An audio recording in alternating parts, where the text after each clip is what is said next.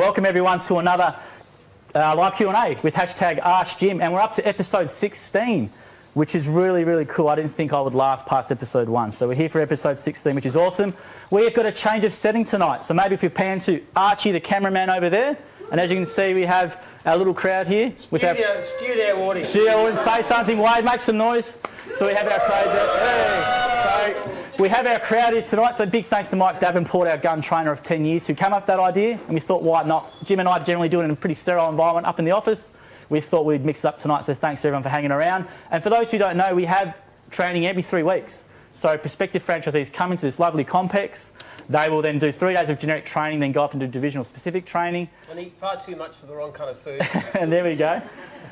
And also, we thought we'd try and mix it up tonight, so hopefully on a Wednesday night, this is not normally the way it is, but we appreciate everyone for attending and for your interaction and for your questions. We're going to ask them really shortly there.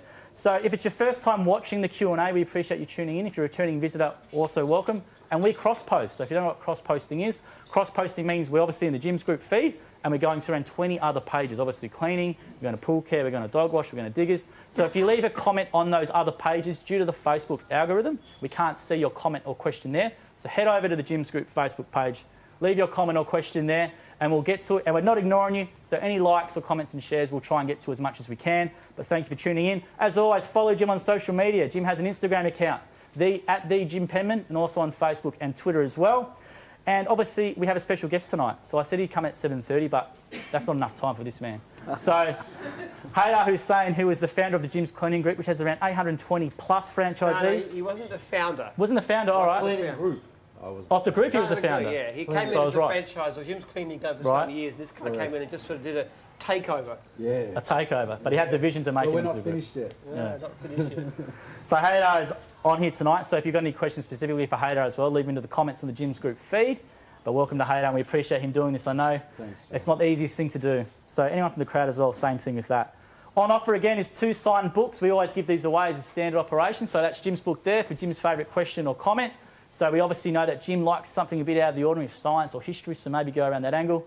I'll give one for my favourite question or comment. And Haydar, tonight, what have you put on as an offer? $100 cleaning voucher for the best question directed at me. All right, so there's 3 prizes on offer, so make sure you engage with this post and the feeds, and make sure you leave a like, comment, and do us a favour with the share. So what we're going to start with now is the hashtag Jim's Logo Comp Update. Has everyone here in the crowd, I don't know, used the Jim's logo generator on the website at all? Have you seen it, how to play around? Where you can go on there and you can make your own Jim's service division. So anything you've dreamed of, you can do it. So what I do is I run through a few every week with Jim to get his reaction and a couple of social posts. So I'll show him a few now. So I'll show you guys a few first. So the one that's done around today, as I've been tagged in a lot, is called Jim's Cob Loaf Delivery. I don't know, does anyone like cob loaf? No, I don't even know what it was. But cob loaf, this one, the reason why... have you ever had a cob loaf before? It's like a bit of bread and you can, like cheese or spinach or whatever, dip in there. The reason why I'm showing this one is because it's got the most engagement at the moment. So first prize is based on engagement. This one, as of 8 hours ago, had 1.4 thousand likes, had 3.8 thousand comments, and it had 466 shares. So that's your leader at the moment for something very simple. Newest division, we never knew it was so popular. There we go. So maybe you have to get that one on board. So I'll run through something next here. So at the moment we've got, anyone here use this app? If you don't, maybe tell your partners to not watch. Jimda. Anyone know what Jimda is? Yep. Variation on Tinder. So, I don't know, Jimda? No.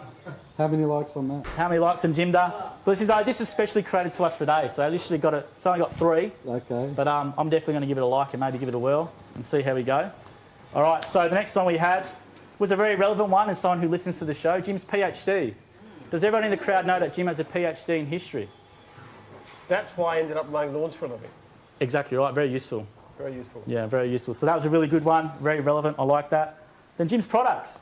So Jim's products there, I'm wearing a Jim's product, but Jim's merch, exactly, that should have been the one. So Jim's products there, I know Haydar's got some stuff. Yeah, I won't plug them any further than I have. Then we got Jim Wars. Jim Like Stars is like a Jim Trooper, and they've actually done a really nice creative design there.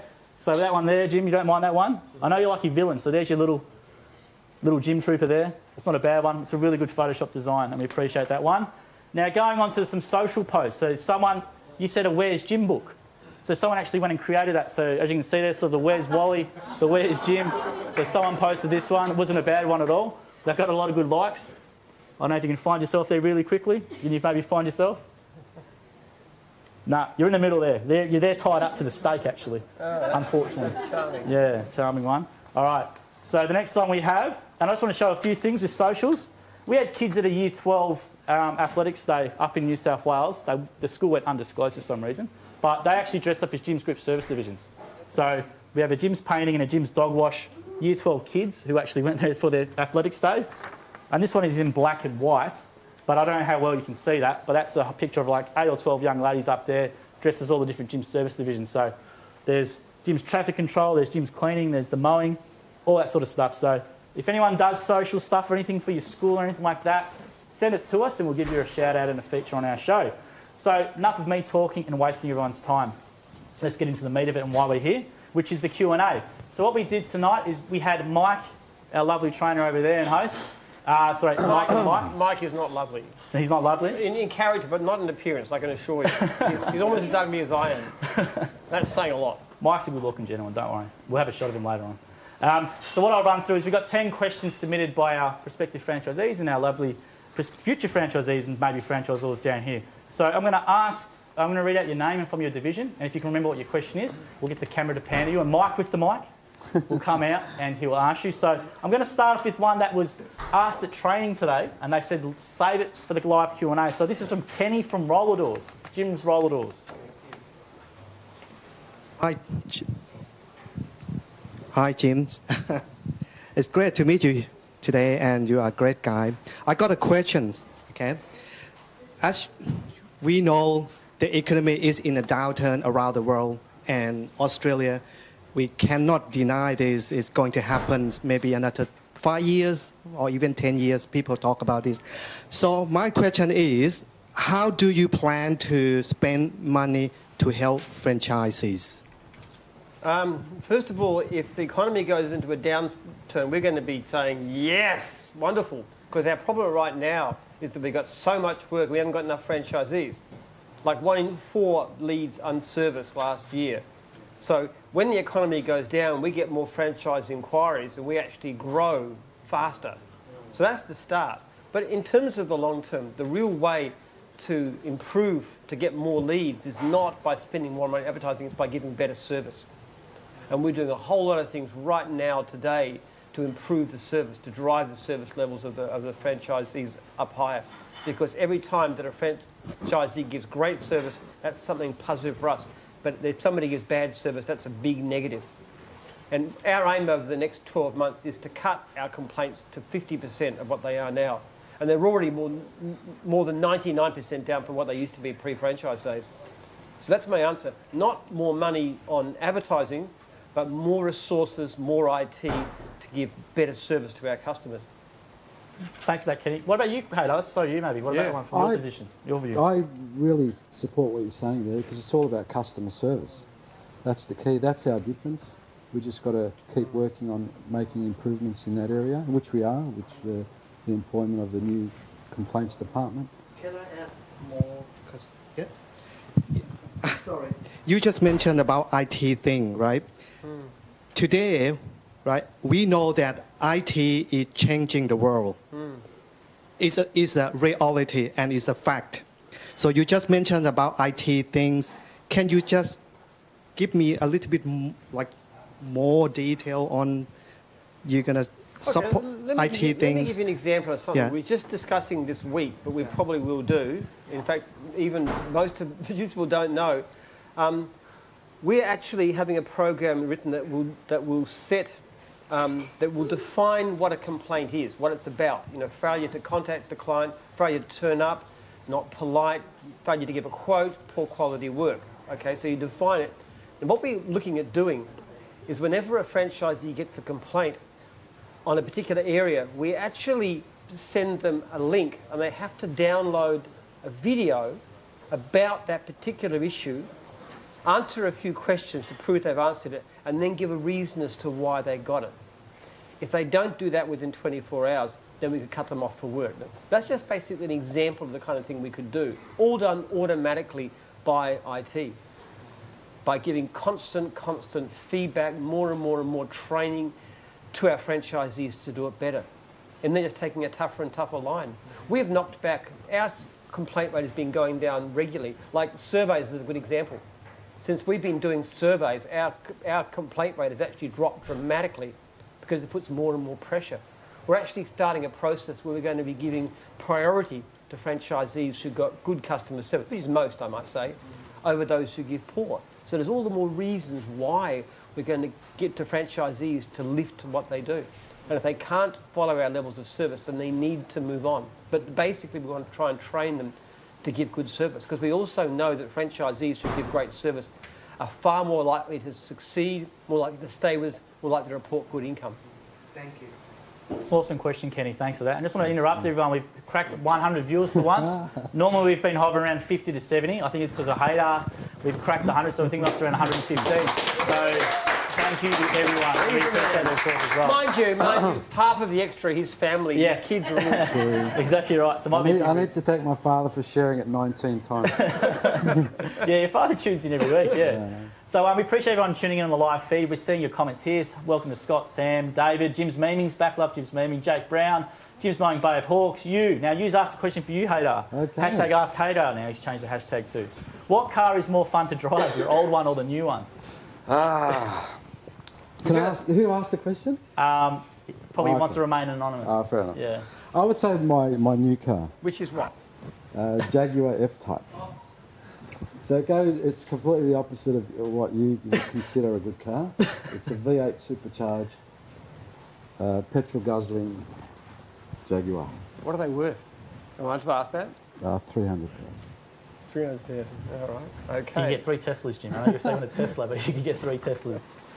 It's a really nice ride. It's the opposite of what you would call a car. Maybe you want to tell everyone what you drive and what you drove before that.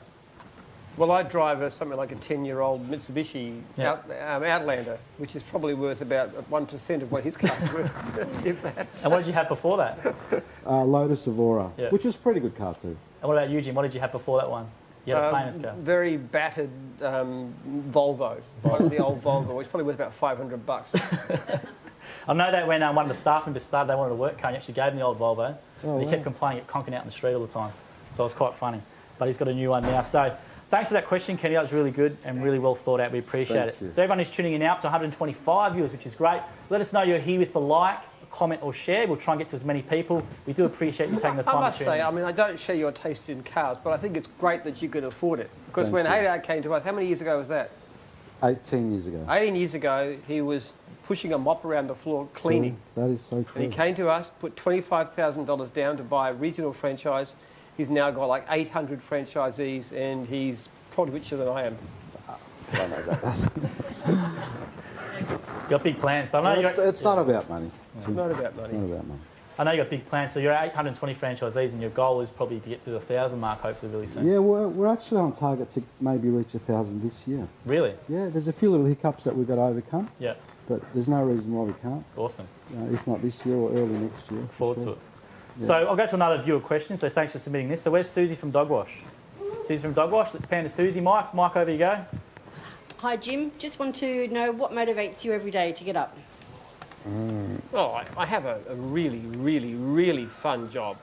You could not have a more fun job in the world. I was speaking to our MP, who's Tony Smith, the Speaker, and I said to Tony, I would not swap your job for mine for anything.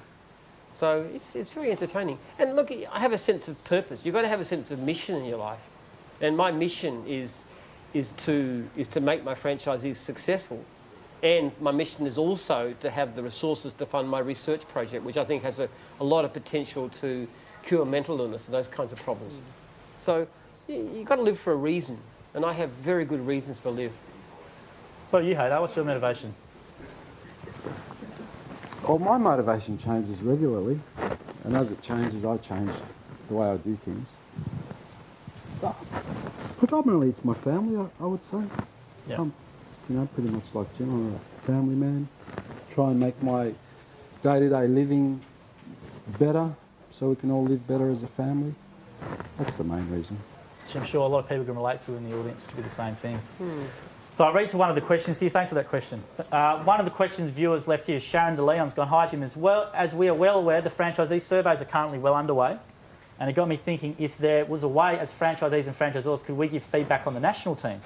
I interact with some amazing people on a daily basis in the Documents call centre, finance and IT, and it would be great if there was a formal process to recognise them and show our appreciation. Thanks. Or the reverse. You might say bad things about us too. Correct. Look, we should do that. We did it a few years back. It's about time we did it again. Yeah, so that's a good suggestion, Sharon. Sharon's one of your cleaning franchisors and actually works out of your Yeah, she's headquarters. awesome. Yeah. She's good value. So thanks for tuning in that question, Sharon. So I've got to another question here from the audience. So this will be Matt from Dog Wash.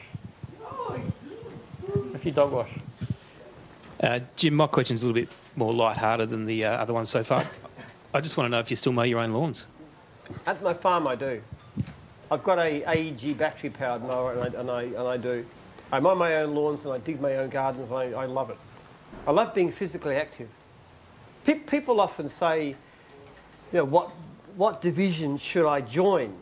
And I say, what do you like doing? What do you enjoy? I love gardening. I love being outside. I love grass. I love all that sort of stuff. And I still enjoy doing it. It's one of my hobbies, actually. Yeah. What about you, Hader? You clean your own house? Do I clean my own house? Yeah. No, I don't. But I do cut the grass. I'm a very keen gardener. One of my best thinking time is vacuuming, actually. You know, with 20 minutes of vacuum, I can come up with 5 hours of work. Right. It's amazing. That's similar to what you say, Jim, with your audio when you do your stuff. Well, when I'm working on my farm, I have a talking book going, usually business biographies and sometimes science and stuff. And I just listen to that and I get my best ideas doing that. Physically active, outdoors, listening, thinking. I think it's great. I think a lot of business owners actually don't spend enough time thinking about their business. They're so involved in the minutiae of it. Yeah. And you can spend, you know, like a day just doing some thinking, and it can be worth more than 6 months of slogging. It's a really good question, and that's a really good question. We thank you for that one, Matt. That's awesome. So continue with the dog wash theme. There's 3 dog wash in a row I've got lined up.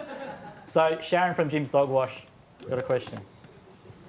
This is the legendary Sharon, who we're going to have as a guest one day soon. Yes. Awesome. My question, how much do you love Jim's Dog Wash? That was a question. How much do I love Jim's Dog Wash? I love it a heap because it's growing. I love divisions that grow. It's actually, it really bugged me. We used to be the biggest. We had about 60 franchisees in Dog Wash, and we were the biggest in the country, and then we lost focus, had the wrong leadership, and these other companies got past us, and it really, really, really bugs me. So I actually headhunted this lady from cleaning, and Hader will never forgive me for that because she was the star franchisor. He was just complaining about it at dinner time today. And I headhunted her and I said, I'm going to give you the division, provided, and you just do this. And we put some deals in place, and it's almost doubled since you took it over, hasn't it? Good job, Sharon. And one day there's about, what, 107? How many franchisees you got? 110 franchisees. You're going to be 1,000 franchisees one day. The whole of the streets of Australia are going to be a sea of red. So we actually got a long-form interview of Sharon, which will be released on YouTube tomorrow, actually. It goes around 45 minutes. So it's a really good bit of content, and it's just like a general chat, and it's really good. So when it goes up on YouTube, we'll put it on the Facebook page as well. Make sure you watch it. It's really cool. So one of the questions from one of the other pages from Matthew has gone, hi, Jim, where is your book available from? So where is that book available from? Where can they get that? From Booktopia. Booktopia. Or Amazon. Amazon, yep. And this one here is for free, the audio version, via gyms.net. So head to there's a Meet Jim tab, and there's an audio book. So I don't know if anyone here knew that. I know some people might have had that book, but if you want to get it as an audio book... Or if you want, you can download the PDF. And yes, that's correct. The PDF is there as well. So that's where you can get it, Matt. So I'll keep running through some of these questions here. I'll get to another one of these viewer questions. So where's Jess from Jim's Mowing? Jess. You like this question, Jim? Hi, Jim. You've actually kind of answered the question a little bit already in your response to Susie, but I must admit I started reading your Every Customer is a Fan book for tips and ideas about entering the franchising business. But then I got interested in your research, the social. Well, I have a background in psychology, and I really like social psychology. So I guess my original question was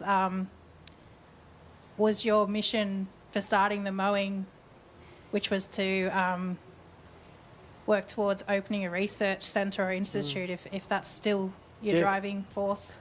That was what it was all about. I did my PhD. I intended to be an academic. Had no possibility of being so radical of ever getting any academic posts. So I started mowing lawns, deeply in debt, $24 capital.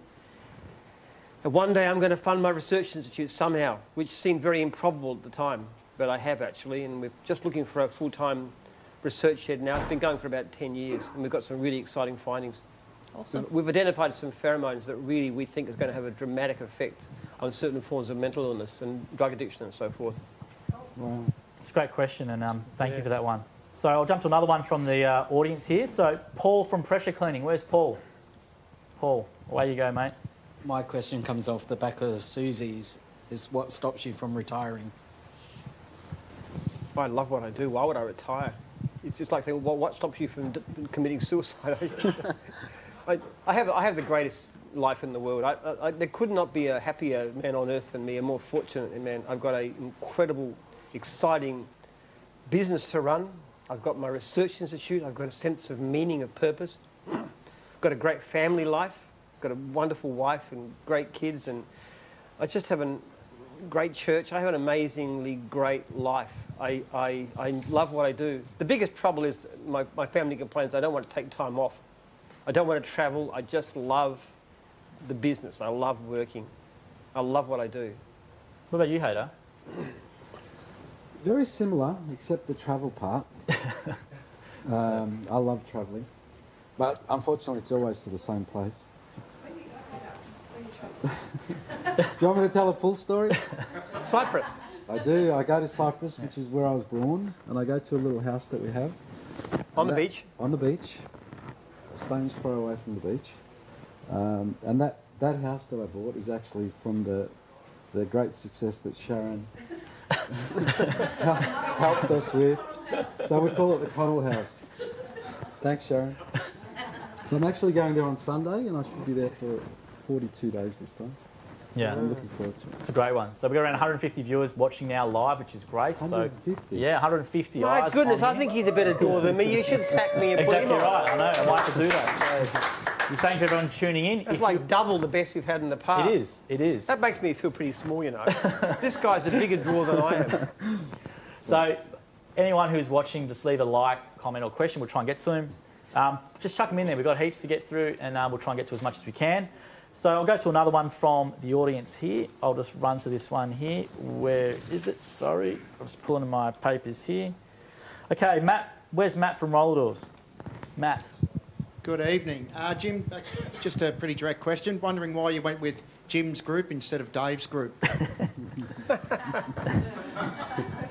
Well, I changed my name. When I left school, I took a gap year, and I went to work on a farm, and there was a guy there my age called David. It's confusing to have two Davids, so I said, call me Jim, and it sort of stuck. So Jim is always what everybody calls me. The only people who call me David are my elderly relatives. And my mother used to try and call me Jim, but she couldn't get used to it, so it's my name, really. Quick story about when the media come out with Jim and said obviously he was on Sunrise and that, and Kochie said, your real name's not Jim, it's David. There's a lot of memes which go around online which people obviously see, and everyone was crossing out Jim's and saying, my life's been a light, it's David's mowing and all this sort of stuff, which got a fair bit of traction. So it is David, however affectionate. So I don't know, David's mind wouldn't have the same... Dave's mind? It's a bit more of, I shouldn't say such things, but, Jim's very butch and Aussie. Well, I look like a Jim, don't I? I mean, seriously, with that beard and that hat, it just looks like somebody who'd come out and mow your lawns. What does your wife call you? Darling. Actually, she often calls me Daddy because you're referred to as by the relationships. So thanks to people tuning on the feed. We'll get to one of the questions from the feed here from Brett Goodlett. This is a bit of a different one. It's not a real... I'll see what you say. So Brett Goodlett's gone, hi guys. Jim, hearing how successful cleaning has been, obviously due to a passionate divisional owner that has got drive for the division. However, some divisions that are owned by national and have divisional managed don't have the same drive in that division and aren't showing the true potential within the industry. How can this change? Wow. Very pointed. We tend to take over divisions that we think we can do a better job than the divisional. In general terms, we do. Like, for example, we took over Dog Wash when it had 32 franchisees. We built it to about 65 until Sharon took over. So that was successful. Painting was almost destroyed. We took it over, we run it. Handyman, we're growing. Other divisions we're doing well. On the other hand, computer services, we took it over and didn't do very well at all. And the franchisees said, we're not happy with you, get out of it. So we basically sold it for a fraction of what we paid for it, actually. So it kind of depends on the division, really. Some we can run very well. Archie, over there, the cameraman, the divisions he's running are doing well. He's got handyman, he's got painting, and now fencing, actually, as from the first of the month. So what Archie does, he does well. He's an ugly-looking coot, but he runs a good division. So there's a question that comes through then, relevant for you, Hayder. George Liganaris, via one of the other pages, says, do you guys do pressure cleaning?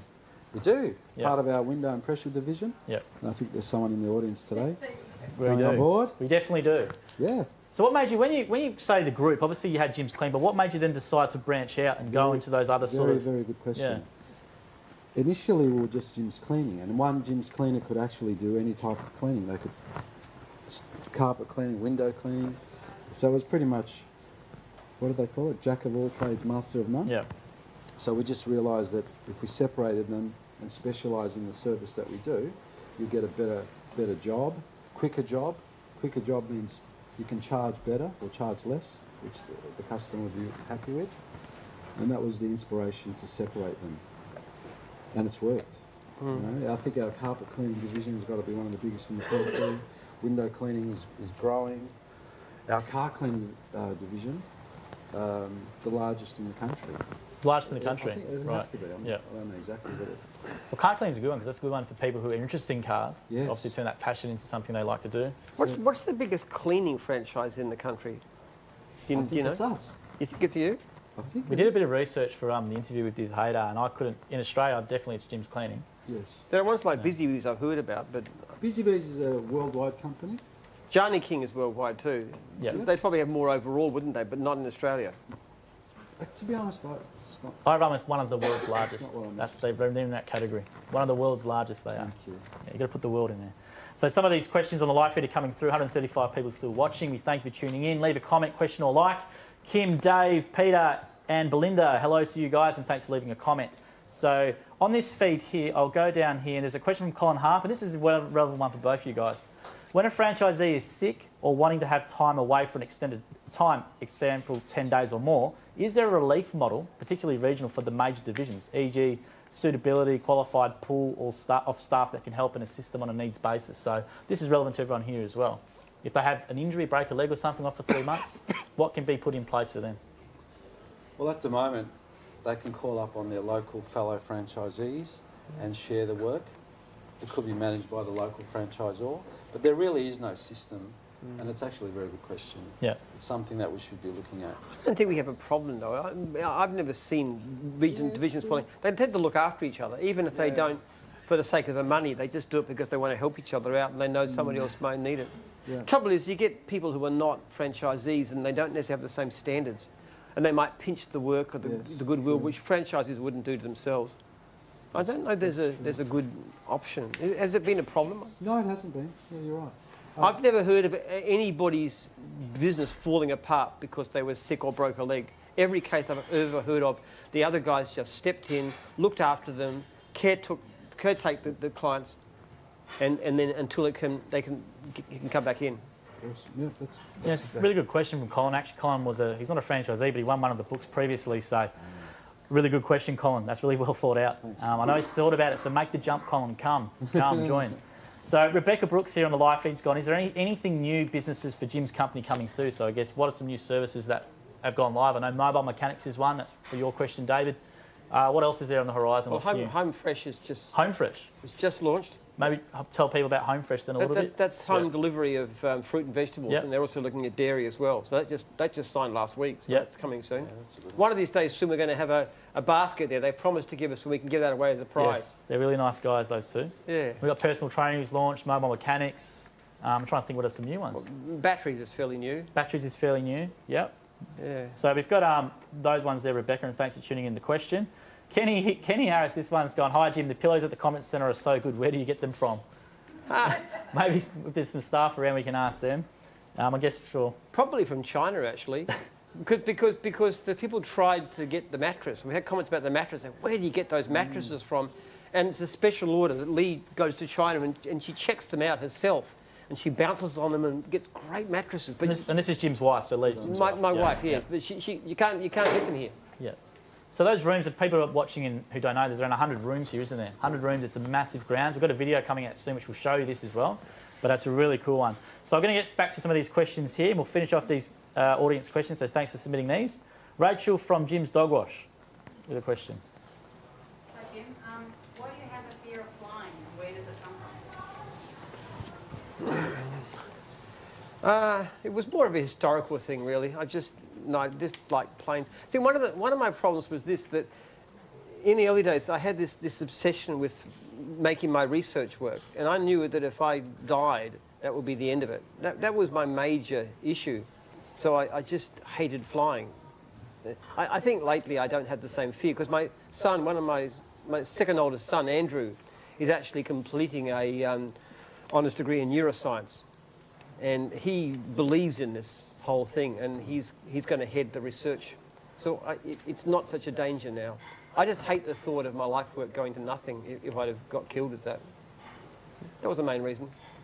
Thanks for that question, Rachel. So there's one here for Haydar that's come via, I guess, last week from Stuart Rainbow. And it's a good question. We haven't had this one before. That's why I like it. His question for Haydar, what is the biggest challenge of being a divisional? So for people watching who don't know, we have franchisees, regional franchisors, and you can actually own a division or start a new division. So Haydar is the divisional for the cleaning group. So what's the biggest challenge being one of those? Oh, my biggest challenge is underperforming regions. Underperforming being growing at the same rate as other regions within the business. So underperforming franchisor is what you mean? Yeah. Some people that just don't... It's a shame, you know, because it's 80% in their benefit. So it's good for them, it's good revenue, and ultimately it adds value to their business. So one day when they move on, they're going to move on with a healthier sum. And it's just not happening. They get franchise inquiries, they don't follow them up. Yes. And yeah, it's a shame. The best, which is, say, Sharon, probably about the best ever, can convert about 1 in 4 people who come and inquire about a franchise. Other people can't even convert 1 in 100. Yeah. So it's to do with how you follow somebody up and whether you put the effort in. One of the problems we've got is that so many of these franchisors make so much money doing their actual franchise work, they don't really focus on being a franchisor. Yeah. Do you want to maybe tell one of the real recent ones who were just about to sell about why it's actually good to be a motivated regional? Yes, yeah. One of our regions. And in fact, I think recently I named the region and I've been told not to name it. Okay, we won't name it. Anonymous. A region that was purchased for $30,000 15 years ago is now being sold for over $1 million. So 15 years later, lots of money made along the way. Yeah. Good effort to them. You know, lots of hard work, but obviously paid off for them at the end. Good for them, good for me. You know, I'm very proud that something that I've created has made a good life for somebody. It's a good feeling. Well, we had one franchisee started, as a franchisor, started the antennas division. I think he paid $20,000 up front. Yep. He just recently sold out for $2.8 million. So new divisions is something people probably don't realise they can do, but they actually can. So obviously a lot of franchisees might go and take that on, or prospective franchisees, so it's something that's available. We do have a couple of cleaning regions still left. Yeah. Was it Northern Territory, Darwin? So anyone up there watching, that is available for you. Anyone in the audience? So I'll get to a question on the live feed here from David McDonald, which is a specific Jim's question, so this is relevant to everyone here. Is there a way we as a franchisee can see the number of calls made to the call centre on any day, week, month?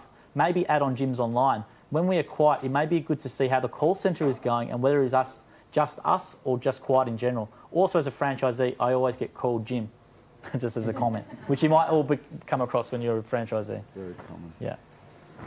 Yeah. Maybe you want to talk about the app, the Jim's... We used to have a monthly newsletter, a call centre newsletter. Used to list how many calls we received and the response time, the hold time, Drop-off time, that was quite good. Yeah, I don't think people liked getting it very much. The opening wasn't very good. Problem is you send too much, people don't read anything. We send a newsletter once a month to our franchisees, which is usually only a single page, and most of them don't read it. And then they get stuck with, what they say is an unfair complaint, and they said, "Do you read the newsletter?" No. So It's kind of the more you send, the less they read, unfortunately. Yeah. So I'll run through another question here for Haydar, which is left by Sel. So Sel's gone, "Hi Haydar, working closely with you over the past few months, apart from learning a whole lot, I've realised that generally your phone just does not ring. I like to think this is you owed everything to a great team around you. Is this one of your secrets to success?" So let's maybe tell that. Obviously you are the founder of it, but you have a really good team, and maybe tell a little about that, what they do for you. Yeah, well, that is my main secret or claim to fame. I have been able to build a very strong support network around me who pretty much do the whole day-to-day managing of the whole business, which leaves me free to be creative and vision to take our business to the next level. And I do want to take this opportunity to thank all those, Ali, all the others, you know who you are. And yes, my phone does not ring because, I'm protected by them. But then again, my emails are a little bit different. I do get, a little bit of problematic emails daily, so that's a bit of an issue. Yeah. But it's good, the phone doesn't ring. That's a good one. There's a question here from John via one of the other feeds, and he's gone, "Is there an inspiring person from history that you would have wanted to be, Jim, or would like to be?" Obviously, you're a history buff. Anyone in history that you really admire and wanted to be, or like to be? I tend to admire scientists the most, people like Charles Darwin and so forth. I wouldn't like to be them, though, really. I think my own life is about as good as you could possibly have. But, people like Galileo and Darwin and Newton. You wouldn't want to be Newton. He was a bit of a weird character. He was supposed to have died a virgin, for example, which wouldn't suit me at all, not with 10 kids. What about you, Haydar? Anyone from well, you're going to follow that up. What about anyone from history or anything like that? Any famous person over for dinner or anything like that? Who you admire? So many people that... not that I want to be, but I'm inspired. Who inspires you then, as a business person? The biggest inspiration I ever had was from the late John Ilhan, which was, I don't know... Crazy Johns? Crazy Johns? Yeah, Crazy Johns, yeah. Very big inspiration in my life. And in fact, last night on Facebook, I posted a picture of his book. And I was considering giving it away today, which is one of my most prized possessions. And I decided against it. So. Yeah. But, What's it called? John Ilhan, the founder of Crazy Johns. What's the book called? It's a biography. I'd like to read it. Yeah, sure. I'll bring it in. Or just send me the link. I'll buy it. Sure. I love business biographies. Yeah. I actually more like to read about what somebody's done than to read about somebody else saying about what other people have done. The actual story. This reading about, listening to a book about Jeff Bezos right now, and Ray Kroc in the past, and people like that. They're just amazing. You consume around how many books a week do you consume audiobooks? Probably about 2 a week. 2 a week? Yeah. It's more than 100 a year you get through. Yeah. I do about one a year. So for those who don't know, and then when Jim listens to audiobooks, he comes in the office and goes, "Oh, Joel, I've been listening to this audiobook and we've got to do this." And then it makes work for me. So I'll get through one of these other viewer questions here. I have the same thing as Haydar. You see, I don't actually do anything. I just come up with creative ideas and I make life hell for my staff by putting them forward all the time. That's definitely true. Big time. So we get to one more question here from the audience. We've nearly got through them all. So Aaliyah from Dogwash. Where's Aaliyah from Dogwash? Hopefully I said your name right. Hi, Jim. Hi. I'm pretty easy, so I just want to know what is your most memorable moment in your 30 years? When I met my wife. 20th of April, 2001, the greatest day, the greatest moment in my entire life. We were married like 7 weeks afterwards. And we go back every year on the same date to the railway station where we met, which is in Hughesdale, and reenact our meeting. We've done that for 18 years. That changed everything. My wife is the most wonderful person on planet Earth. We've been doing this for around 15 weeks now, and that's exactly the same answer we get every time. So it is consistent. My it's not answer's the prescriptive. Same? Yep. Happy wife, happy life in practice and in showing right here. So I'll get through a few questions that were left last week. When people leave a comment or question I don't get to it, I do bank them up here. So I've just got a few here. So Saki, this is a good one for everyone here. Hi Jim and Haydar, we'll say. What is your advice for a first-time franchisee? So first year in business, what is your best bit of advice you can give everyone here? Mine is don't give up. Yes, it's exciting and you're going to start and there's going to be some really good things that happen. But there's going to be a few challenging things as well. And you just need to work through those challenges. I'm not sure if you know, or people know, the E-curve of any new venture. You might start off on a high and then suddenly find yourself, not downhill, but there will be issues. There just always is. Just work through them because you will get out of it and succeed and then shoot off, hopefully. What about you, Jim? What's some Fight through advice? it. Keep punching. Keep punching, keep grinding. Well, that's a great answer. I'd say, what I always say is, be passionate about your customers. Focus always on making your customers into raving fans. And every day, ask yourself the question, how can I do this better? How can I improve? Every day. I've asked myself the same question every day for the past 4 decades. It doesn't matter whether I'm working or not. I'm always thinking of that. I think we did an interview yesterday. We're doing some long-form interviews, and Brett Blair, similar type of answer to you guys, but he also said speak to someone. If you are feeling flat, don't just internalise it. Talk to your franchisor who's there to support you. You can call Jim. If you're in Haydar's division, I know his phone doesn't ring, but I'm sure you can send an email and get a call. But you've got to speak to someone. That's the main thing as well. Everyone feels flat sometimes, and don't just internalise it. And that's a good bit of advice from Brett Blair from the Pool Care division, who we're streaming to tonight. So thank you for him. Now, one from Ali Olmos. Sorry, could I just say that too? It's an interesting thing. When we first launched the franchise, which is 30 years ago, actually next month is our first franchisee, we thought of it as a way of finding leads and training people on how to be successful. Well, we've actually discovered that a huge part of the value of the franchise is the emotional support. It's things like meetings and the fact that you can ring somebody and the franchisor is going to ring you regularly. And that is actually in the long term, it probably matters more than almost anything. It's a sense of community, a sense of belonging. There's somebody there who can advise you when you're feeling down. And one of the things we find is that one of the best things to do is to stay in contact. Come to the meetings, talk to your franchisor, talk to your fellow franchisees, get the support that's there. Thanks for that question, Saki. I'll run through a few questions here on the live feed, so thanks everyone for tuning in. We're still at around 130. Give us a like, comment, or question, and we'll try and get to as many as we can.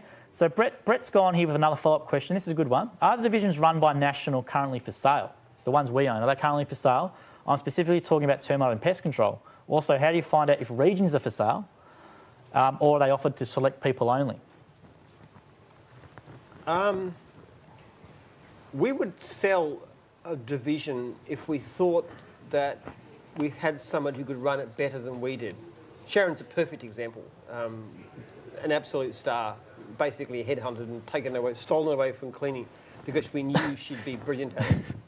I don't want to dig it in, but that's... he was... Do you want to rub some salt in there, Jim? So if we had somebody who we really thought would do a better job than us, that would be my main criteria for doing anything, if I had somebody who could do it well. What was the other part? He says, well, how do you find out about him? Like, is there something like... Just send me an email and I'll put you on to John Stafford, jim@jims.net. Jim@jims.net. It's not selected people, actually. It's not difficult at all. Actually, anybody can just email me and I will talk to them about what's around and I'll put them onto somebody and we can just take it from there. What about you, Haydar? I think our regions are on our website, I presume. So is that jimscleaning.com.au? Yeah. So there's a couple of questions coming in for Haydar now, so I'll get him into you, because you've been kind enough to join us from the start. So Ali Olmez has gone, hello Haydar. Hi Ali. That name will be recognisable. Hello Haydar, how many hours do you work a week, including planning and researching? Oh, Ali, come on. Planning and researching would probably be 40 hours a week, 50 hours a week. Not only at work. I do that at home. I do that while I'm cutting the grass or vacuuming the house, or away in Cyprus sometimes. But actually physically working in the business, not too much. I think that's where he's getting at. Yeah. Only a couple hours a week. But planning and research, 40, 50 hours at least. Yeah. Haydar's a great guy to talk to. I like to catch up with him as often as possible and just pick his brain. He's got all these initiatives and ideas and stuff, and then we implement that in our divisions, or try to. So Jim's copying you. I know you said copycat business. And vice versa. Yeah. Maybe you want to tell me about that philosophy, because it's very interesting. We did a long-form interview, and you're proud of being a copycat businessman, and maybe tell people what that means. Well, I spend a lot of time analysing other divisions and the good things that you do, and I try and copy all the good that you do. But I only have one rule. Whatever I take, I must make it better. And that works. Yeah. Because, you know, having a bird's eye view on any good anything, you can always make it better. Yeah. So another question here for you from Con Theodosu. He's gone, Haydar, do you have any do you have plans to expand the division long term, or will you consider selling it if the right offer was made? You look tired, winky face emoji. People don't know what emojis are, little smiley faces and all that sort of stuff. Good question, Con. No, Jim's Cleaning is not for sale. Hopefully I can move it on to my children one day. That's the big plan. So you have your question? Sorry? So he says, yeah, what are your plans long term, or would you consider selling it? Definitely long term. Yeah. I always try to work on the year ahead. So we're in 2019 now. I'm already planning for 2020, 2021. No, we've got big plans for the future. And it's a very family-orientated business, yours. A lot of people say you shouldn't mix business with family and that, but yours is actually the opposite. You have a lot of family involved in your business. I do. Yeah. Ali, our CEO, is my wife's brother. My two boys are now involved in our contracts department, which I'm very proud of them. My wife's sort of in and out of our business. At the moment, she's out, but hopefully she'll come back in. After maybe, talking up tonight, maybe? Maybe after our holiday. Yeah. Yeah, it's very big plans for the future. Watch this space. So a bit more of a cheeky one now, Michael, via the live feed. We get asked this all the time. We'll do it again because there's a lot more viewers tonight.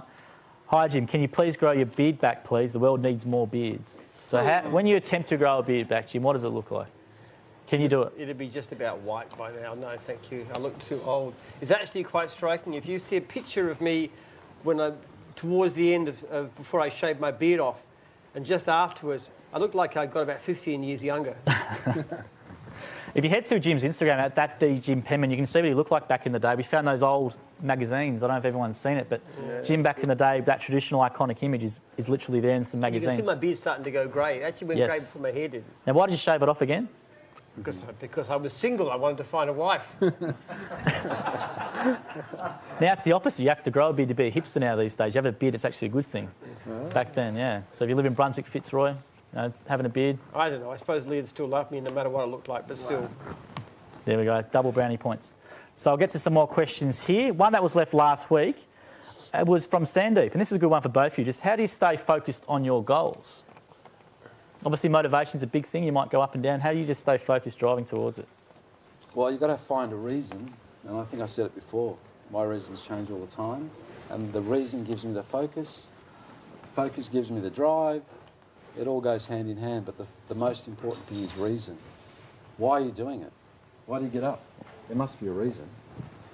So my answer is always a reason. What about your Jim? I know we might have touched on it a little bit before, but you use Jim's Group as a vehicle to drive your... Yeah. Well, I don't find it difficult to be motivated because I have a lot of contact with franchisees, and when I see a franchisee failing, that upsets me a great deal. And I say, what could I have done differently? And I always feel it's kind of at least partially my fault. What could I have done better? And then I see franchisees succeeding, so that's a motivation in itself. So as far as the business is concerned, I never feel tempted to be, because I always feel a sense of purpose in what I do. And besides that, there's the wider purpose of my research goal. And you see so much misery around, people just killing themselves out of despair and getting addicted to drugs and things like that. And I think you've got to have a purpose in life. I don't change at all, actually. My motivation is always the same. It's always red hot. Never for 1 minute do I change my view of what life is about. It's a great question, Sandeep, and thanks for leaving that one. One that's coming, which is really relevant to everyone, from Nathan via one of the other feeds, is gone. What security and assistance is offered for someone thinking about leaving an existing full-time work and starting a franchise? Is there any sort of safety net, I guess? Simple. Yeah. We have a pay-for-work guarantee, which runs pretty much full. There's no term to it, really. That's the biggest safety net. Pay-for-work guarantee. Each division's got a different amount. I think cleaning ranges from $1,100 to $1,500 these days. Pretty good safety net. I would say there's no guarantee whatsoever. It's really up to the individual. What I can say is that, based on the figures, anything between 60 and 95% of people who start service businesses fail in their first year. With us, it's around 10%.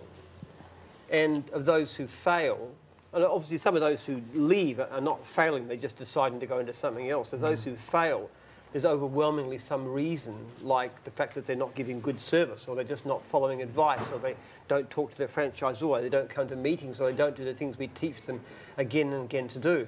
So there's absolutely no guarantee. But what we can do is overwhelmingly increase somebody's chance of success, particularly if they're prepared to follow the system. Yeah. That's one thing that comes through all the time is follow the system. Those who follow the system with a good attitude, I've never heard of anyone failing. You know, and that's just not me saying that, but I've been out years and that's a common thread. And those who don't tend to go a little bit astray. Somebody who comes in and doesn't want to do pay-for-work guarantees, yes. They're not making the money and they don't choose to do it, you can't guarantee them to... Because they're not doing what they're supposed to do, and you can tell them you've got to do it, and they say, no, I don't want to do it. Well, they've decided to fail. And I've seen that happen too, and it's heartbreaking. It really is hard because they've invested money, but because they won't do what they're supposed to do. So, but there is no guarantee in life. There's no guarantee, even if you've got a job, you could be trenched tomorrow. I actually think one of the great things about, like I'm 67, and the great thing about it is I didn't come to 65 and some boss came to me and said, okay, Jim, thanks for your good work. Here's your golden watch. Goodbye. Nobody can say that to me, ever. I can be 87 and nobody can tell me to go. Unsackable. Well, not really. We can vote you out. Oh. Well, maybe, yeah. We can. Yeah. You could vote me out of... Yes, well, that's true. Well, maybe do you want to tell something unique about the system, which people tuning in, there's around 130 still, so welcome to everyone, about voting out. I know it's putting it on the hot seat here, but it's a very unique feature. Franchisees can vote out franchisors. Correct. Franchisors can vote out divisionals. So this guy's franchisors got together and said, we don't like Hayter anymore. He has to sell. It's not a confiscation, it's a forced sale. And up until now, national office, which is me, cannot be voted out. But we've actually put a proposal to the advisory committee, which was approved, that new contracts are going to have a clause that says if the majority of franchisees and franchisors don't like the national franchisor, they can be voted out. Do you want to tell the reason behind that? Why you wanted to do that? The reason behind that is what's happened to Retail Food Group. You have companies like Pizza Hut and Domino's, which were originally entrepreneurial businesses that got sold out by their founders to some greedy multinational who goes in and screws everybody blind. Now, I am determined not to let that happen to my franchisees. Yeah, it seems to be a trend nice applause for that. So it seems to be a trend whenever these franchising groups go public. Obviously, as a public company, Corporations Act, your duty is to the shareholder. It's not to the franchisee. So I've got to maximise profits for my shareholder. And how do they do that? Maximising profit off the franchisee. So Jim's is a private company, and obviously your number one duty is that because that's what you want it to be. So that's a really good and unique feature of the system. So a few people are saying you should grow the bid back for Movember. Would you give it a go? Just attempt it? Maybe put a fake one on you. I know in one of the episodes we sort of put the hat on and all that sort of stuff. If somebody could give me a cause like to raise a huge amount of money for charity or something, I might do it. All right, there we go. So that's putting on to the people there. So a few more questions coming in. Ismet Kuri's gone, hey, Hayter, what are your plans for growing larger than the mowing division? Getting Sharon back, I guess, maybe will help. Oh, that would make a big difference. We do have big plans. Yeah. We've just implemented a new process, which is called our Winner's Circle, which we're Thank you very much. Where we're more in control of systems that we've created. We can see it more regularly. Well, typically there's more trainees in the cleaning divisions these days than there is in mowing, even though it's less than half the size. So eventually that keeps up, you will be bigger. In the month of May, there was 2 training sessions. We had, I think, 41 people in training this month. Not a bad effort. It's massive. Yeah. In fact, how many did mowing have in there? not as many. Okay. Yeah, we'll leave Sometimes that alone. sometimes mowing beats you, sometimes they don't. In actual Very fact, rare these days. people were talking about would we sell a division? There's only one person in the world that I ever consider taking over the mowing division, and that's this guy. We actually had discussed it as a possibility. We're just throwing around ideas because he's just been so successful. Once again, to me, it's always who can look after my franchisees best. And I think what Clean done has been remarkable. Thanks, Jim. There's a question here from one of the other pages, which has gone. This will go for Jim and Haydar. If you could go back in time, Jim, what's one thing you would do differently that would have had a dramatic effect on your business today? What would it be and why? Does there be anything you change to have a dramatic effect today on your business? There's a whole lot of things that I've done mistaken. Like, for example, we have a factory to make the trailers for dog wash. I should have recognised years ago. But just recently, my wife took over and she's turned it from loss into profit. But we lost a huge amount of money on that. I should have done that, something like that much earlier. We had a trade exchange we tried to get going. I should have recognised much earlier that was a mistake. It's not so much any one choice. There are so many stupid things that I've done. I reckon I've done more dumb things than normal 10 people in business terms. And my wife was always telling me that I do dumb things too. So there's so many. There's so many. But one thing I always say, I wouldn't change the past any more than 10 years back. That's because if I did, that would affect my children, and I would never want any of my children not to be born. All right, good answer. What about you, Haydar? What are your business? It'd be the same thing. We've done so many silly things along the way. Too many to mention. Yeah. Not one, but there we go. So there's so many. It happens every couple of months. Yeah. But the one thing that people don't know about Jim is the analogy you always use is like your wacky inflatable tube man. You know, there's waving arms, but you just keep getting back. If there's a failure, you don't get discouraged. You know, most people will dwell on failure, but I know you from working for 8 years, you never get discouraged. Just sort of that, all right, that's done, bang, moved on. You don't reflect back on that. No. Yeah. I don't. I try and learn from my mistakes, but I don't agonise about the past. I just say, okay, made a mistake. And when I do drop something, I do it very quickly, without any hesitation. I just say, that's it, no second thought. That's very true. Careful, Joel. Yeah, I know. Very true. We're up to 1:35, so thank you for everyone still watching. Leave us a like, comment or share. So Dave McDonald's gone. You said you would do Movember if someone says whatever. So what would a cause and a number be to get you to do it? You should be involved in it. Well, I know we had a few years ago, they mowed the world's largest mustache at Tullamarine. And that's on if you go to YouTube, world's largest mustache. I think it's 2015 or something. Tullamarine, they had a big one next to the airport there. They literally had a film footage doing it. So what would a cause and a number be if someone's watching? Okay, I'll tell you, I'll say it now.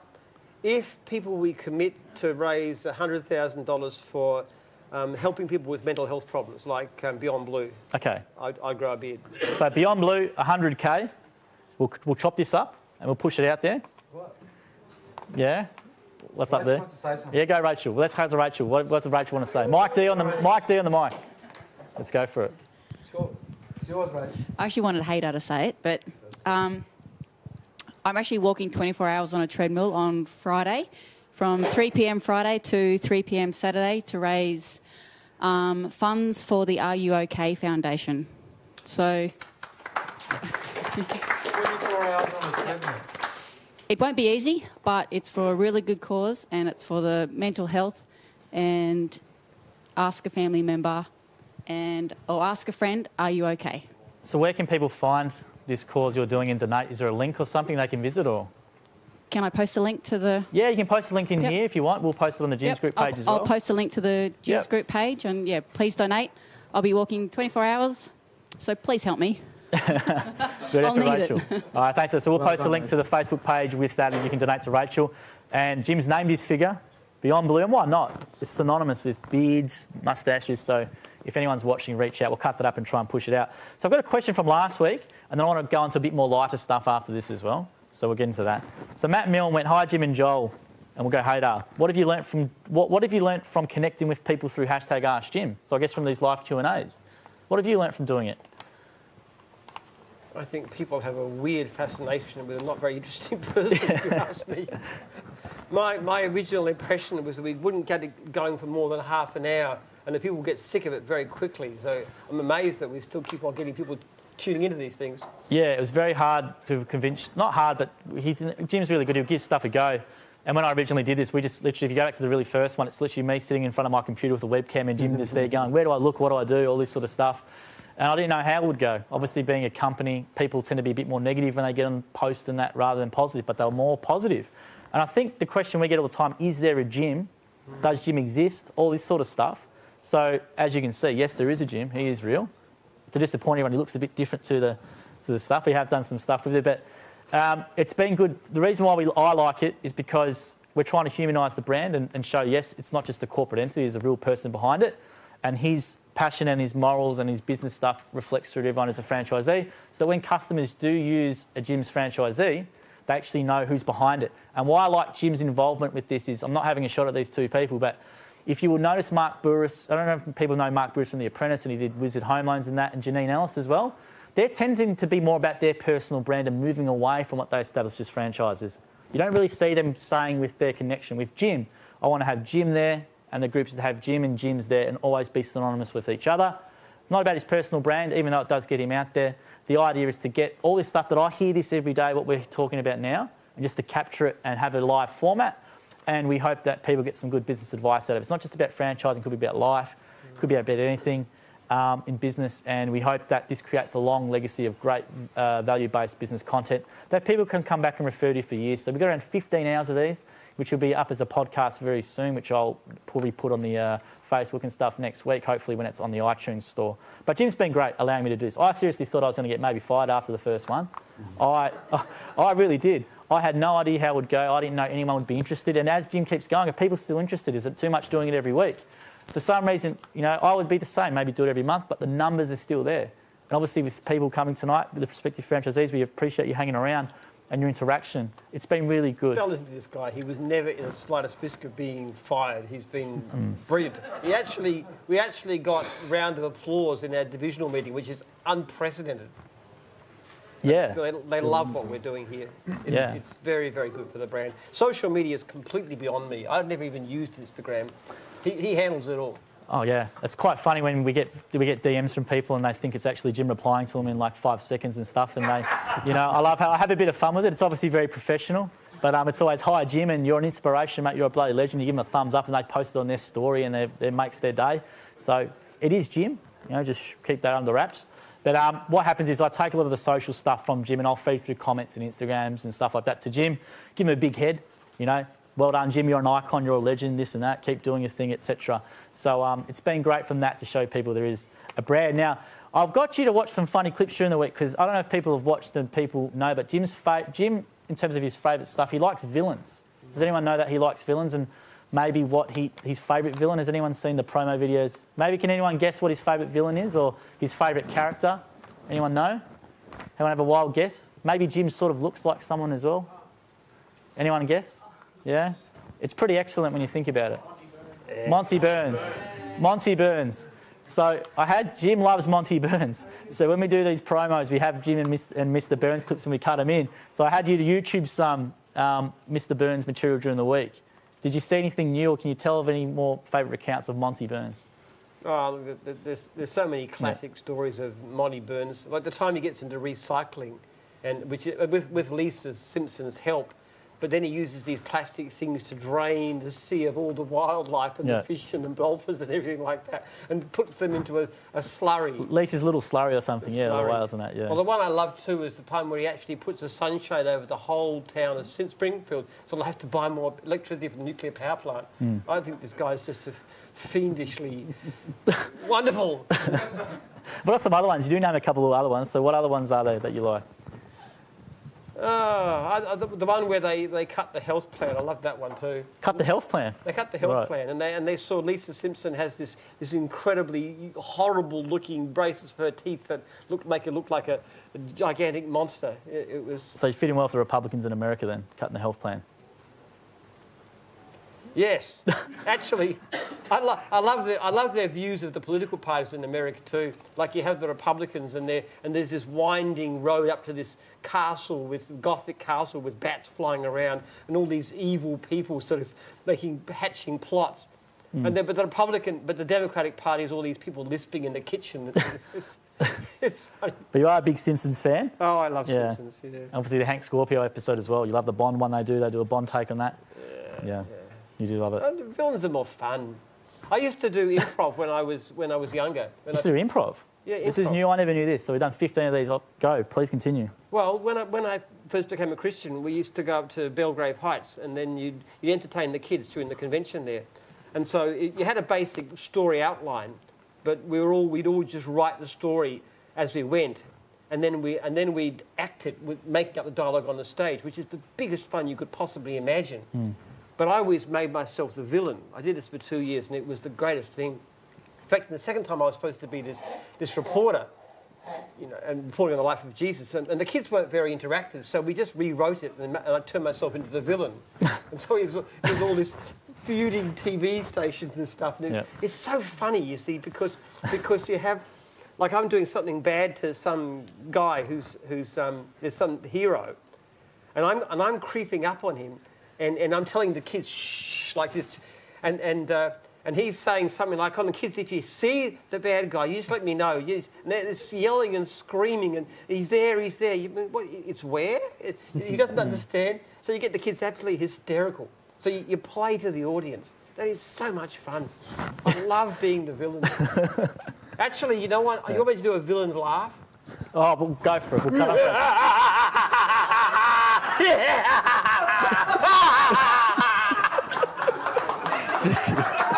Back to your acting days. You enjoy. There you go. If there's we did a school play, and I was Munro Murgatroyd, the villain. If there's any talent scouts out there watching, there you go. There's your next super villain right there. Not your super villain of franchising and anything else, but not that. Anything at all. Yeah. So I'll go for a couple. There's one question for you, Haydar, from I think it's from Voyage. Hi, Jim. Oh, Haydar, is the new Jim's cleaning product made in Australia or overseas? I like the product, and customers like Australian products. Made in Australia, even the bottles. Yeah. We're getting prices from overseas at the moment. Yeah. At the moment, it's definitely Australian made. It took around 5 years to do, didn't it? Yeah, it's almost a lifetime, mate. But it's definitely there. Yeah. Enzyme based, no soaps. It's unreal. Try it. One quick question here for Jim. He says, can you explain more about the fiberglass and trailers from Innie Gibb? Can you explain more about the trailers and stuff like that? Well, they're totally Australian made. Yep. And they're very good, actually. We've virtually taken over the Australian market for fiberglass dog wash trailers. There were some competitors around. We drove them out. The thing about what we do with the trailers is that they... We get feedback all the time from our users because we're so closely oriented. So if the franchisee has a problem with the trailer, it could be anything. Like, for example, we found that it was taking too long to empty the hydro bath. So we widened the hole and doing the other changes to make it easier to clean and so forth, and just the way the table operates. And so we're always looking and putting air conditioning in because it's a big factor up north. And then actually having gas heating instead of electrical heating because it heats the water. So the unusual thing, we're a manufacturing business that's completely driven by regular contact with our end users. And so it's the best fiberglass, it's the best dog wash trailer by far. And the same thing with mowing, actually. The mowing trailer was basically a design I identified developed when I was mowing lawns, and we've changed it since then. It's the standard mowing trailer design for independents too. You will not see independents using the trailers of our competitors. They only use Jim's trailers. That's the best. It's the best design, the most useful design. Same idea. Design something with the end user in mind and constantly go back and say, how can it be better? How can it be better? How can it be better? So that's probably the last of the questions that we get. We've already gone for more than an hour. I don't want to keep everyone up, and we thank you for your attention and for your questions and for your participation. We really do appreciate it, and we wish you good luck as your life as a Jim's franchisee, maybe a franchisor or divisional, who knows. Haydar, maybe if you want to tell people a bit more where they can find you, about your brand, what do they need to punch into the web for Jim's Cleaning? jimscleaning.com.au? Yep. And we'll have an interview up with Haydar. Facebook as well. They can just put in Jim's Cleaning. Instagram as well. You do have Instagram, so Jim's Cleaning and all that sort of stuff there. The interview with Haydar will be up hopefully by the end of the week, which is really good. Jim's got all his social stuff as well, at the Jim Penman, Facebook, Instagram and Twitter. And obviously we'll be doing this again next Wednesday at 7 o'clock, so make sure you tune in for some more. Submit your questions. Now, the books. Who did you want to give the books to for your favourite question or comment that came through? Did you mark one? Sorry, the voucher. You're doing the voucher, sorry. Yep. The guy asked the question about the products. Okay, about the products, I've got you there, so we'll DM you and we'll hook that up. What about you, Jim, for your book? I like the question about my research project over there. I knew you would. I'll have a chat with you afterwards. All right, so we'll give that one there. The other one, read this one. Okay, I like the first one from Kenny, the very first one, the tough one. It was good. I like that one, so we'll get that signed and give that to you as well. So thank you for everyone for watching, and make sure that you can do the logo comp as well. So head to gyms.net, there's a logo generator there, hashtag Gyms Logo Comp. We'll see you again next week. Leave a comment or question for next week's show if you want. If we didn't get to it tonight, we thank you for tuning in, and we'll see you again.